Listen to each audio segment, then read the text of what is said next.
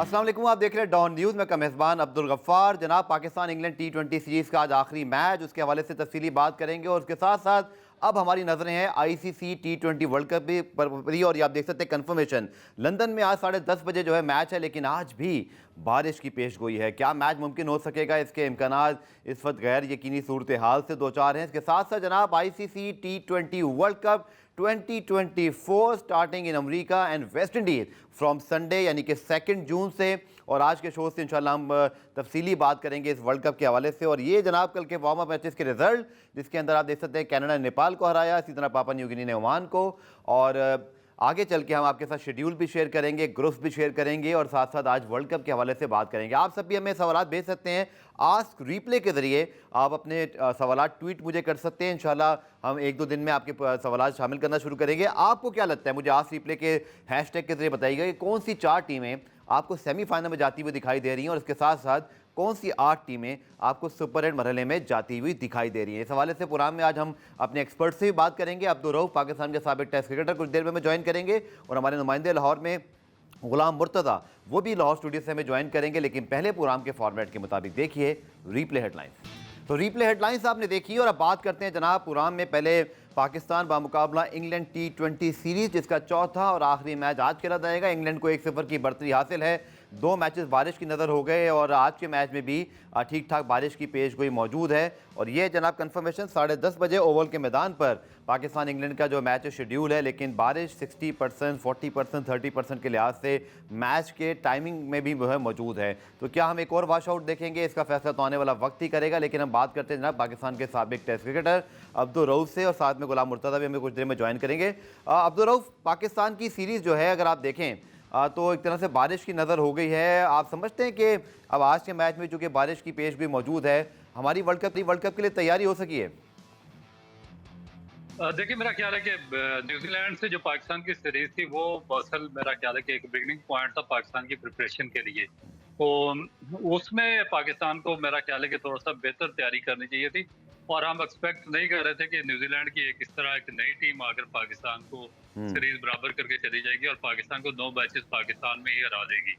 उसके बाद फिर दूसरा आपके पास ऑप्शन था आयरलैंड की सीरीज, मगर उसमें प्रॉब्लम ये था कि आप इसलिए प्रिपरेशन नहीं कह सकते कि उस पे जो उनकी बॉलिंग लाइन थी बहुत ज्यादा वीक थी आयरलैंड की। जो उनके 1 या 2 मेजर बॉलर थे वो IPL खेलने के लिए गए हुए थे, तो बाकी कोई मीडियम पेसर्स थे और इस तरह की बॉलिंग अटैक आपको पूरे वर्ल्ड कप में कहीं भी नजर नहीं आएगा। सही। अभी इंग्लैंड का पाकिस्तान के पास एक बड़ी गोल्डन अपॉर्चुनिटी थी क्योंकि वो तीनों शोबों में फील्डिंग, बॉलिंग और बैटिंग तीनों शोबों में इंग्लैंड की डोमिनेंस थी और बड़ी स्ट्रॉन्ग टीम थी। तो उसमें अब अनफॉर्चुनेट ये रहा है कि जो आज तीसरा मैच भी मुझे लग रहा है कि बारिश की नजर हो जाएगा और उसमें जो एक मैच पाकिस्तान ने खेला उसमें भी जो एक कॉम्बिनेशन था वो पाकिस्तान से बेहतर तौर पर ट्राई नहीं हो सके। ना तो बॉलिंग का कॉम्बिनेशन पाकिस्तान का वर्क कर सका है और ना ही बैटिंग ओपनिंग का कॉम्बिनेशन अभी तक स्ट्रगल कर रहा है। फिर आपका मिडिल ऑर्डर भी थोड़ा सा स्ट्रगल कर रहा है। तो ये अगर पूरे 4 के 4 मैचेस हो जाते तो पाकिस्तान को वर्ल्ड कप में एक बेहतर ऑप्शन मिल जाता और पाकिस्तान एक अच्छी प्रिपरेशन के साथ वर्ल्ड कप में जा सकता था, मगर अनफॉर्चुनेटली पाकिस्तान को इसकी वो अपॉर्चुनिटी हासिल नहीं कर सका। ठीक है, प्रोग्राम में जनाब एक पैकेज शामिल करते हैं पाकिस्तान इंग्लैंड T20 सीरीज का चौथा मैच, उस हवाले से आप देखिए, फिर आके रऊफ और गुलाम मुर्तज़ा से मज़ीद बात करते हैं। प्रोग्राम में ब्रेक शामिल करते हैं, ब्रेक से वापस आकर डिस्कशन को जारी रखेंगे। गुलाम रिप्ले में खुशामदीद। और पहले जनाब हम चलते हैं गुलाम मुर्तज़ा के पास। गुलाम मुर्तज़ा, बता सकते हैं कि इस पर लेटेस्ट जो है वो वेदर फोरकास्ट क्या है? कहीं बात हुई आपकी लंदन में पाकिस्तान टीम के साथ जुड़े हुए लोगों से या जो हमारे साफी दोस्त गए हैं, क्या मैच मुमकिन हो सकेगा आज? तो उनकी जानिब से ये कहा जा रहा है कि मैच हो सकेगा, लेकिन अभी भी वहां पे हल्की बारिश का सिलसिला जारी है। पिछले मैच की बात करें तो पिछले मैच में 24% बारिश का इम्कान जाहिर किया जा रहा था जो मैच की ड्यूरेशन थी, लेकिन जैसे ही वो टाइम करीब आया तो 50% वो चांस बढ़ के उसमें इजाफा हुआ। तो इस दफा जो आज का मैच है उसमें 16% बारिश का इम्कान जाहिर किया जा रहा है। लेकिन जो इंग्लैंड का वेदर, आपको भी पता है कि वहां पे बारिश शुरू होती है तो बहुत ज्यादा बारिश होती है। तो अभी 16% बारिश का इम्कान है मैच के दौरानिये में, लेकिन इस टाइम वहां पे ड्रिजलिंग हो रही है, हल्की बारिश हो रही है, तो ये इस टाइम पे बारिश का इम्कान नहीं था, लेकिन बारिश स्टार्ट हो गई। तो इंग्लैंड के वेदर की प्रेडिक्शन करना खासा मुश्किल है। वेदर जो डिपार्टमेंट उनकी जानिब से कहा तो जाता है कि प्रेडिक्शन दी जाती है, लेकिन वो उस तरह कारआमद साबित नहीं होती जिस तरह दीगर ममालिक में होती है। पाकिस्तान में अगर 16% बारिश का इम्कान जाहिर किया जाए तो बादल बहुत कम आएंगे, लेकिन इंग्लैंड का वेदर ऐसा होता है कि एकदम से बारिश होना शुरू हो जाती है और एकदम से धूप। चलिए होप करते हैं जी कि आज मैच में ज़्यादा बारिश ना हो, क्योंकि हमारी टीम को प्रैक्टिस मिलनी चाहिए। आप लोगों से मैं जरूर बात करूंगा। ICC T20 वर्ल्ड कप की वार्म अप फिक्चर्स भी हो रहे हैं, अब्दुल रऊफ और आप दोनों से मैं प्रेडिक्शन भी लूंगा। लेकिन पहले जनाब, आप जो फॉरवर्ड टेस्ट क्रिकेटर्स हैं, क्रिकेट एनालिस्ट हैं, क्रिकेट कॉमेंटेटर्स हैं, उनकी एक वीडियो सामने आई है जिसके अंदर वो अपनी 4 टीमें प्रेडिक्ट कर रहे हैं for the semifinal for the T20 world cup 2024 West Indies and US। आप भी पहले वीडियो देखिए, फिर आके मज़ीद बात करते हैं। तो जनाब, पाकिस्तान का जिक्र आया है लेकिन जरा कम। रऊफ, अगर मैं आपसे स्ट्रेट अवे पहले पूछूं, your 4 teams for the semifinal of ICC T20 world cup 2024। देखिए, मेरा ख्याल है कि ये जो बॉलिंग लाइन की अगर बात करें तो साउथ अफ्रीका की जो बॉलिंग लाइन है बहुत ज्यादा स्ट्रॉन्ग है, जिसमें रबाडा आ जाते हैं, अनोखी हैं, उसके बाद जैनसन है और फिर उनके पास महाराज जैसा स्पिनर भी शामिल है। फिर जो दूसरी स्ट्रॉन्ग टीम जिसकी बॉलिंग लाइन स्ट्रॉन्ग है वो ऑस्ट्रेलिया है, इसमें स्टार्क है, कमिंस है, हेजलवुड है और फिर एडम जंपा है। जो थर्ड स्ट्रॉन्ग टीम है वो आपकी आ जाती है जिसकी बॉलिंग लाइन बहुत स्ट्रॉन्ग है, वो है इंग्लैंड की, जिसमें मार्कवुड आ जाते हैं, जोफ्रा आर्चर आ जाते हैं और टॉपली और ये जो सैम करन है, और उसके बाद 2 स्पिनर्स उनके पास डेफिनेट आदिल रशीद और मोइन अली हैं। तो बेसिकली तो ये जिसकी बॉलिंग लाइन बहुत ज्यादा स्ट्रॉन्ग है वही टीम डोमिनेट करती है।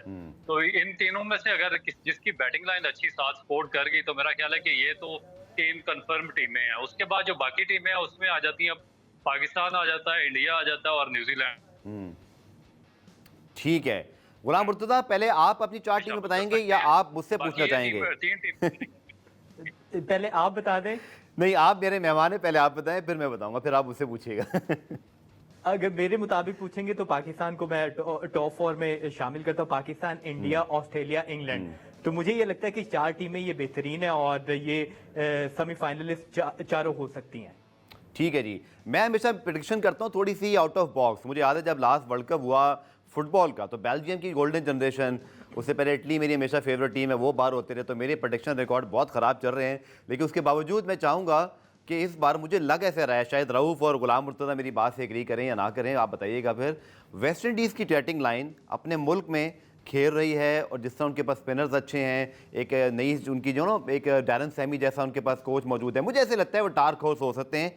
साउथ अफ्रीका आई थिंक 2023 के वर्ल्ड कप में वो अपने पोटेंशियल पे नहीं खेले, कुछ 1-2 मैचेस वो हार गए, लेकिन उनके पास जो बैटिंग लाइन है, अगर आप देखें क्विंटन डिकॉक से लेकर Heinrich Klaasen, Markram, David Miller, उनके पास यंसन आ गए हैं, उनके पास रबादा हैं, उनके पास इसी तरह उनके पास जो ठीक है, तो ये हो गया जी, वेस्ट इंडीज़ का स्क्वाड भी आ गया है। और इसके साथ साथ इंडिया की टीम इसलिए कि उनके पास स्पिनर्स बहुत अच्छे हैं और हमने देखा कि जब उनके स्पिनर परफॉर्म करते हैं तो वो सिर्फ परफॉर्म नहीं करते, वो मैच को जितवाने वाले स्पिनर्स हैं, ये उनकी क्वालिटी है। और फिर आई थिंक चौथी टीम के लिए बहुत सख्त मुकाबला है, इसमें पाकिस्तान भी शामिल हो सकता है, ऑस्ट्रेलिया, इंग्लैंड। पता नहीं इंग्लैंड मुझे क्यों थोड़ा सा ऐसे लग रहा है उनकी बैटिंग में ना थोड़ा सा मुझे लगता है जैसे ना वो एक्स फैक्टर कहीं ना कहीं कम है। एक ज़माने में जैसे एलेक हेल्स, जैसन रॉय, बेन स्टोक जैसे रिलायबल प्लेयर्स थे, अब उनके पास नाम तो बड़ा है कि वो इंग्लैंड हैं, वो वर्ल्ड चैंपियंस हैं, लेकिन मुझे ऐसे लगता है कहीं ना कहीं उनको जोफ्रा आर्चर पे और अपनी बॉलिंग पे ज़्यादा इन्हेसार करना पड़ेगा। उनकी बैटिंग मुझे थोड़ा सा ऐसे लगता है कि उन कंडीशन में जो जैसे लिविंगस्टन की अगर फॉर्म देखें, जॉनी बेस्टो देखें, हैरी ब्रुक देखें, ये सब बहुत टैलेंटेड हैं, बेन डकेट बहुत टैलेंटेड हैं, मोइन अली बहुत अच्छे ऑलराउंडर हैं। क्या ये वेस्ट इंडीज़ में चल सकेंगे इंडिया की तरह? ये है question mark. So my 4 teams will be South Africa, West Indies, Pakistan and India. जी रऊफ साहब। जी मैं ठीक कह रहे हैं, मगर जहाँ तक आपने बात की है साउथ अफ्रीका की, उनकी बैटिंग लाइन की, तो अक्सर औकात क्योंकि उनकी जो बॉलिंग है वो बहुत ज्यादा स्ट्रॉन्ग है। जो लास्ट वर्ल्ड कप हुआ उसमें भी जो उनके स्पिनर्स थे और फास्ट बॉलर बड़ा अच्छा उन्होंने परफॉर्म किया, मगर आपको याद होगा एक मैच में नेदरलैंड के खिलाफ उनकी बैटिंग लाइन फ्लॉप हुई और उस तरह वो टूर्नामेंट से बाहर हो गए और वो मेरा ख्याल है कि 200 रन भी धर्मशाला में चेज नहीं कर सके थे। तो ये एक प्रॉब्लम है उनकी, इसमें तो कोई डाउट नहीं है, उनकी जो बॉलिंग लाइन बहुत ज्यादा स्ट्रॉन्ग है, मगर अगर बैटिंग ने उनका साथ दिया तो फिर ही वो कोई रिजल्ट प्रोड्यूस कर सकते हैं। इसी तरह इंग्लैंड की टीम, उनकी बॉलिंग लाइन बहुत ज्यादा स्ट्रॉन्ग है, मगर बैटिंग को साथ देना पड़ेगा।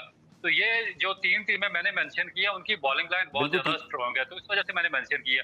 मगर इसमें आप उसको जो श्रीलंकन टीम है उसको राइट ऑफ नहीं कर सकते, तो वो भी इन कंडीशंस में जो वेस्ट इंडीज और अमेरिका की कंडीशंस है उसमें बहुत ज्यादा वो खतरनाक। अच्छा रोज, एक और प्रॉब्लम ये भी है कि हम किसी को राइट ऑफ नहीं कर सकते। मैं जल्दी से आपको ग्रुप्स भी दिखाता हूँ। जब 20 टीमें होंगी और T20 का फॉर्मेट होगा, कैसे आप 4 टीमें जो है ना वो बता सकते हैं? मेरे ख्याल में किसी के 4 तुक्के लग गए तो उसको यकीन तौर पर सेमीफाइनल में प्राइज मिलना चाहिए कि 20 में से 4 टीमें एग्जैक्टली उसकी सेमीफाइनल खेल जाए। टॉप 8 जो है ना वो बताना फिर भी आसान है। ग्रुप्स आपको दिखाते हैं जी। इस बार फॉर्मेट बड़ा दिलचस्प है और थोड़ा सा लॉन्ग भी है, क्योंकि 5-5 टीमों के 4 ग्रुप्स हैं और हर टीम जो है ना वो उसमें से जो बड़ी टीम है क्वालिफाई कर सकती है, बिकॉज उसको सिर्फ अपने एक बड़ी ओपोनेंट टीम को हराना है और 8 टीमें सुपर 8 में आएंगी। तो ग्रुप्स आपको हम जनाब सामने दिखा देते हैं और उसके बाद तो आपको लगता है रऊफ, पहले आपसे पूछता हूँ Ghulam Murtaza, here you go. Group wise बात करते हैं। ग्रुप ए में पाकिस्तान, इंडिया, आयरलैंड, कनाडा और अमेरिका की टीमें। रऊफ, आपको लगता है कोई यहाँ पे खुदा ना खास्ता सरप्राइज तो नहीं होगा ना? मेरा खुदा ना खास्ता का मतलब समझ गए ना कि पाकिस्तान इंडिया निकल जाएंगे, मैं पाकिस्तान की बात कर रहा हूँ। नहीं, अगर ओवरऑल देखा जाए तो मेरा ख्याल है कि जनरल अगर इस पे कमेंट किया जाए तो पाकिस्तान और इंडिया की टीमें ही नजर आती है। मगर आप देखें कि जो लास्ट सीरीज हुई है पाकिस्तान और आयरलैंड की, जी जी। उसमें जो आयरलैंड के बैट्समैन है उनने तीनों चारों मैचेस में स्कोर किया और 180 प्लस 194 तक उन्होंने स्कोर किए। बिल्कुल ठीक। जो उनकी डेफिशिएंसी नजर आई है वो उनकी बॉलिंग लाइन में थी और उनके दो जो बॉलर थे, मेजर बॉलर, वो आईपीएल में खेल और रऊफ कहता है कलामी यूएसए की टीम ने बांग्लादेश को हराया। बांग्लादेश को 2 मैचेस हराए उन्होंने। बिल्कुल।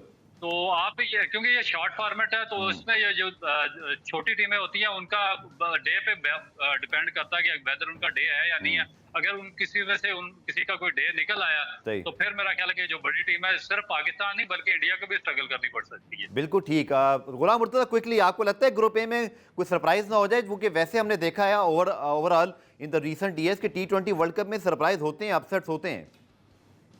T20 क्रिकेट में कोई छोटी टीम भी बड़ी टीम को हरा सकती है। मुझे यूएसए से ज्यादा बेहतर आयरलैंड लगती है। आयरलैंड क्योंकि पाकिस्तान के ग्रुप में और वो एक कंपोज टीम आप कह सकते हैं, काफी देर से क्रिकेट खेल ले, उनके लोग जो है वो काउंटी भी खेलते हैं, तो वो सरप्राइजिंग एलिमेंट हो सकता है। अभी एक पॉइंट आप और बात करना चाहूंगा कि वेस्ट इंडीज की आपने बात की, तो वेस्ट इंडीज नो डाउट उन्हें होम एडवांटेज जरूर है वर्ल्ड कप में, लेकिन जो पिछला T20 वर्ल्ड कप हुआ तो उसमें ऑस्ट्रेलिया सेमीफाइनल भी खेल नहीं पाई थी।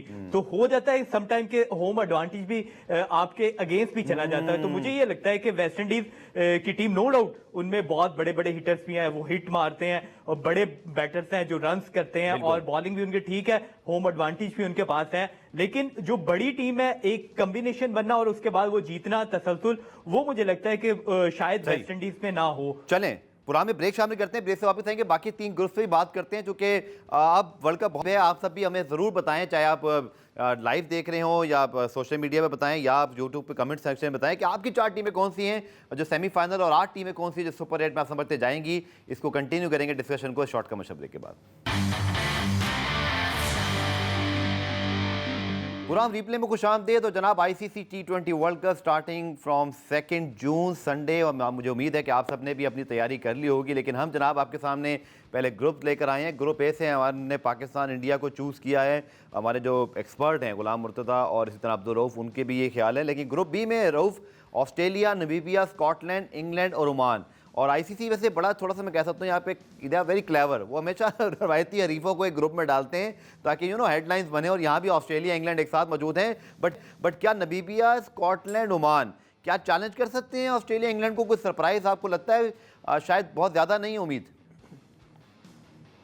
नहीं, मेरा नहीं ख्याल कि कोई इतना ज्यादा इस पे चैलेंज होगा, क्योंकि ये बिल्कुल ही ऐसी टीम है जिस तरह हमारे ग्रुप में है, जो अमेरिका उससे बांग्लादेश को 2 मैचेस हराए हैं, तो उनके बारे में आप थोड़ा प्रेडिक्ट कर सकते हैं। आयरलैंड की टीम काफी अरसे से इंटरनेशनल अरीना में है, तो वो गाय बगाए अपसेट वगैरह करते रहते हैं, तो उनके बारे में आप कुछ प्रेडिक्ट कर सकते हैं कि अगर उन्होंने किसी भी टीम के खिलाफ, इवन पाकिस्तान या इंडिया दोनों में से, अगर उनकी सेकंड में बैटिंग आई तो वो उनको ट्रबल में डाल देंगे।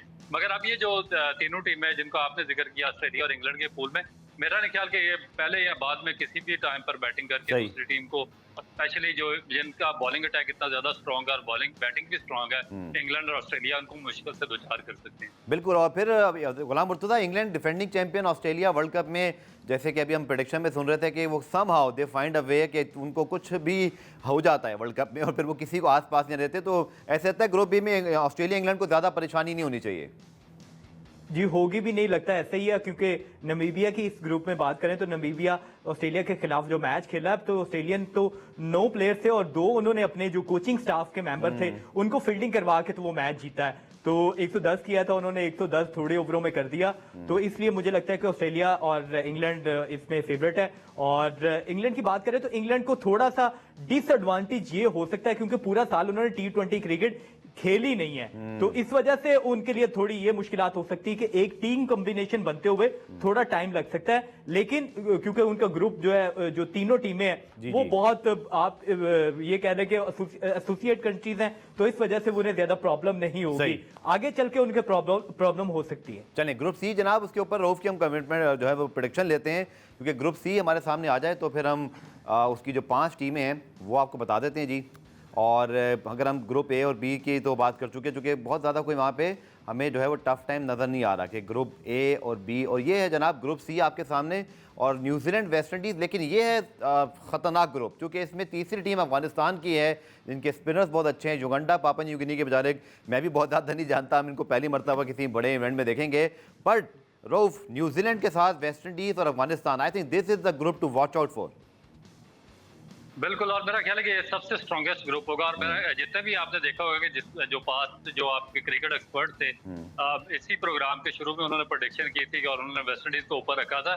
मगर जिस तरह अफगानिस्तान की टीम को और जिस तरह अफगानिस्तान वाले डार्क हॉर्स और जिस तरह उन्होंने लास्ट वर्ल्ड कप खेला और पिछले 3 साल से जो अफगानिस्तान की टीम की बॉलिंग, बैटिंग और फील्डिंग में परफॉर्मेंस है, उसको सामने रख के आप बिल्कुल एक्सपेक्ट कर सकते हैं कि जो अफगानिस्तान की टीम है वो क्वालिफाई कर सकती है इस ग्रुप में। और उसमें उनका जो मेन टारगेट होगा वो न्यूजीलैंड की टीम नहीं बल्कि वो वेस्ट इंडीज की टीम। बिल्कुल सही, क्योंकि वीक लिंक वेस्ट इंडीज की टीम है।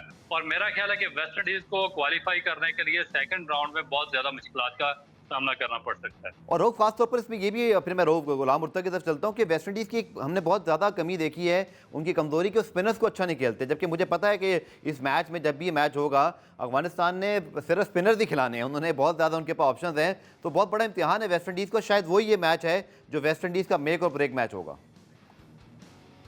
देखिए, अगर हम वेस्ट इंडीज का इसलिए जिक्र ज्यादा कर रहे हैं क्योंकि उन्होंने उनकी पास्ट परफॉर्मेंस और शॉर्ट फॉर्मेट पे देखी हुई है, और उस तरह जिस तरह वेस्ट इंडीज ने पास्ट वर्ल्ड कप भी जीता, मगर उस वक्त उनकी टीम बहुत ज्यादा डिफरेंट थी। उस वक्त क्रिस गेल जैसे, डैरेन समी जैसे बड़े खिलाड़ी और बड़े नाम शामिल थे, मगर अब उस तरह की उनके ब्रावो जैसे ऑलराउंडर उस पर शामिल थे, रसल जैसे ऑलराउंडर शामिल थे। मगर जी आंद्रे रसल अभी मौजूद हैं, लेकिन डीजे ब्रावो नहीं है, क्रिस गेल नहीं है, इसी तरह पॉलार्ड नहीं है। तो गुलाम मुर्तज़ा के बाद मैं चलता हूँ, रऊफ की आवाज़ में मसूल नहीं हो रही थी। गुलाम मुर्तज़ा, बहुत इंटरेस्टिंग ग्रुप है वेस्ट इंडीज़ और इसी तरह न्यूजीलैंड और अफगानिस्तान। आई थिंक बड़ा सख्त मुकाबला होगा इस ग्रुप के अंदर। जी, अच्छा कंपटीशन देखने में आएगा। मुझे लगता है कि न्यूजीलैंड और वेस्ट इंडीज इसमें से क्वालिफाई करेंगे। जो अफगानिस्तान है वो टफ टाइम दे सकती है। अफगानिस्तान के पास नो डाउट स्पिनर बहुत अच्छे हैं, लेकिन उनके पास बैटिंग उस तरह की नहीं जो T20 में रिक्वायर्ड है। रहमानुल्लाह गुरबाज के अलावा और नजीब जादरान के अलावा कोई ऐसा बैटर मौजूद नहीं है कि जो लंबे इनिंग खेले और लंबे रन करे, अपनी टीम को जितवाए। इब्राहिम जादरान है, वो वनडे में तो अच्छा खेलते हैं, लेकिन T20 में आपको स्ट्राइक रेट ज्यादा के साथ खेलना है। तो अफगानिस्तान को जहां पे प्रॉब्लम होगी, बैटिंग में प्रॉब्लम होगी। बॉलिंग उनकी नो डाउट वो सरप्राइजिंग है और दुनिया की बेहतरीन स्पिन बॉलिंग है उनके पास। चलें आखिर में ग्रुप डी, और रऊफ ये भी कम नहीं है, हालांकि यहाँ पर शायद बड़ी टाइम ज़्यादा ना हो, लेकिन south Africa, Bangladesh, Sri Lanka, Netherlands और नेपाल, इवन नेपाल की टीम के मुतालिक भी हमने बहुत अच्छी बातें सुनी है कि ऑलराउंडर बहुत ज़्यादा हैं, ICC एसोसिएट मेंबर्स के तौर पर अच्छी फॉर्म है। लेकिन साउथ अफ्रीका, बांग्लादेश, श्रीलंका और फिर नेदरलैंड्स की टीम जो हालिया दिनों में पाकिस्तान, इंडिया, इंग्लैंड जैसी बड़ी टीमों के खिलाफ खेलती रही है, और इन्होंने, आपको याद होगा, एक दफ़ा इंग्लैंड को अपसेट भी किया था। सो अ वेरी इंटरेस्टिंग ग्रुप। ऐसे लगता है कि यहाँ पर नेपाल वाले मैचों के अलावा बाकी जो 4 टीमें हैं, ख़ासतौर पर अगर मैं बात करता हूँ बांग्लादेश, श्रीलंका और साउथ अफ्रीका की, रऊफ आपके क्या व्यूज़ हैं? देखिए, मेरा ख्याल है कि मैं सोच रहा था कि शायद लास्ट ग्रुप बहुत ज्यादा स्ट्रॉन्ग है, जिसपे अफगानिस्तान है, उसके साथ वेस्ट इंडीज और तीसरी न्यूजीलैंड की टीम शामिल है। मगर ये जो ग्रुप है उससे भी ज्यादा स्ट्रॉन्ग ग्रुप लग रहा है, क्योंकि इसमें जो नेदरलैंड की टीम है वो भी शॉर्ट फॉर्मेट में बहुत ही एक्स्ट्रा ऑर्डिनरी टीम है। और उसमें याद होगा कि पिछला जो वर्ल्ड कप हुआ उसमें बहुत उनकी परफॉर्मेंस शानदार रही है इंडिया में, और उसमें उन्होंने 2 मैचेस जीते, और बाद दफा वो अगले जो सेकंड राउंड है या सेमीफाइनल के कंटेंडर्स में भी शामिल हो रही थी। तो आप उसको राइट आउट नहीं कर सकते जो आपकी नेदरलैंड की टीम है। उसके बाद श्रीलंका, बांग्लादेश और जो साउथ अफ्रीका है वो भी इक्वली गुड टीम है। तो मेरा ख्याल है कि सबसे बड़ा कंपटीशन मैं सोच रहा था जो पिछला ग्रुप है उसमें, मगर इस ग्रुप में ज्यादा बेहतर कंपटीशन मुझे नजर आ रहा है। बिल्कुल आप सही कह रहे हैं, और क्योंकि इसमें 4 टीमें लगता है कि रेस में शामिल रहेंगी, वहाँ सिर्फ 3 टीमें थी। गुलाम मुर्तज़ा, इवन हम नेपाल की टीम की बात करें तो उनका भी हमने अच्छा ही नाम सुना है, क्योंकि एसोसिएट मेंबर के तौर पर वो और नमीबिया अच्छा कंसिस्टेंट परफॉर्म करते हुए आए हैं। और फिर नीदरलैंड का तो जैसे हम सबको पता ही है, रऊफ ने भी जाने इशारा किया कि दे आर वेरी कंसिस्टेंट और वो मुसलसल टूर्नामेंट्स खेल रहे हैं। तो वेरी ग्रुप ऑफ डेथ इसको बना सकते हैं। ग्रुप डी भी है और ग्रुप ऑफ डेथ भी बन गया।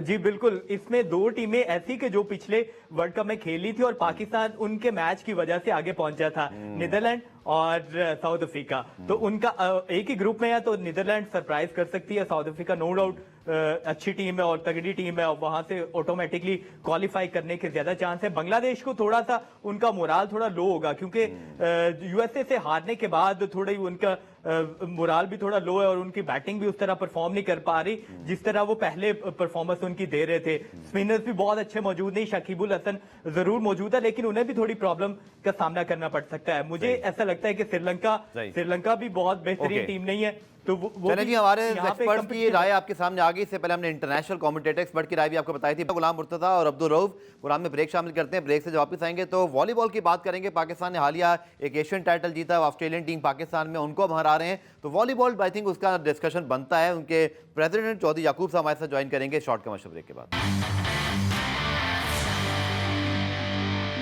तो जनाब अब बात करते हैं वॉलीबॉल की, और पाकिस्तान वॉलीबॉल टीम शानदार परफॉर्मेंस दिखा रही है। पाकिस्तान ने हाल ही अरसे में पाकिस्तान में होने वाली सेंट्रल एशियन वॉलीबॉल चैंपियनशिप जीती और अब ऑस्ट्रेलियन टीम पाकिस्तान में मौजूद है और पाकिस्तान ने उसको भी सीरीज़ में शिकस्त दे दी है। इब्तदाई दोनों मैचेस जीत ली हैं और आपको पता है कि ऑस्ट्रेलिया किसी भी खेल के शोबे में, किसी भी खेल में बहुत स्ट्रॉन्ग टीम होती है। पाकिस्तान वॉलीबॉल फेडरेशन के चेयरमैन चौधरी मोहम्मद याकूब साहब हमें जो है वो इस पर टेलीफोन लाइन पर ज्वाइन करें। बहुत शुक्रिया याकूब साहब ज्वाइन करने के लिए।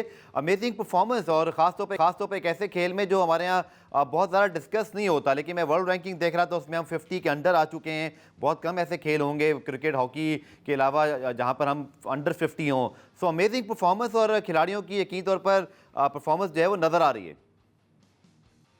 जी अल्हम्दुलिल्लाह हमारी टीम बहुत अच्छा परफॉर्म कर रही है। अंडर 50 की जो बात आपने की है जी वो कंपैरिजन इस तरह से बेहतर बनता है कि वॉलीबॉल में 222 ममालिक है जो वॉलीबॉल खेलते हैं। बिल्कुल सही। हॉकी के प्लेयर जो ममालिक की तादाद बहुत थोड़ी है, जो कलील तादाद है कंट्री की बिल्कुल ठीक, जो वॉलीबॉल खेलते हैं, जो हॉकी खेलते हैं, और क्रिकेट की भी तादाद बहुत थोड़ी है।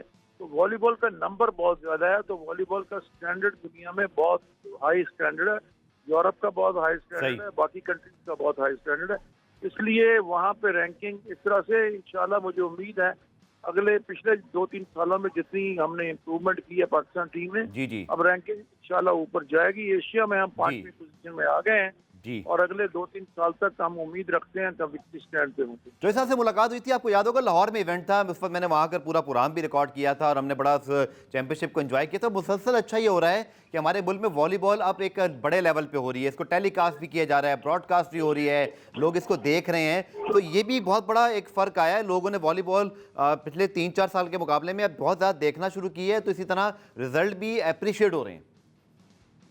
बहुत जी, मैं बड़ा खुश हूँ कि इस्लामाबाद में बहुत क्राउड आ रहा है और वो crowd on its on a रहा है और बड़ी खुशी से आ रहे हैं। सारे बच्चे भी आ रहे हैं, वो एंजॉय कर रहे हैं। स्कूलों के बच्चे भी आ रहे हैं, कॉलेजों के बच्चे भी आ रहे हैं और कॉमन मैन जो है पब्लिक का, वो क्योंकि हाइप क्रिएट हुई है एक कावा लीग से, उसके बाद उसके नतीजे में अब सब वॉलीबॉल देखना चाहते हैं। वॉलीबॉल बहुत एंटरटेनिंग गेम है, जी हाँ, बहुत इंटरेस्टिंग गेम है, तो उसको एंजॉय कर रहे हैं ये सारे। ठीक है, आखिर में चौधरी साहब बताइएगा कि ये 2 इवेंट तो हो गए, हमारे सेंट्रल एशियन वॉलीबॉल चैंपियनशिप हमने जीती और पाकिस्तान ऑस्ट्रेलिया। आने वाली सर सीरीज कौन सी है? और कुछ आखिर में आप ऐड करना चाहें, जैसे कि मे बी गवर्नमेंट से आप कुछ कहना चाहें, कोई ऐसी चीज़ जो आप समझते हैं खिलाड़ियों की या फेडरेशन की मदद हो सकती है?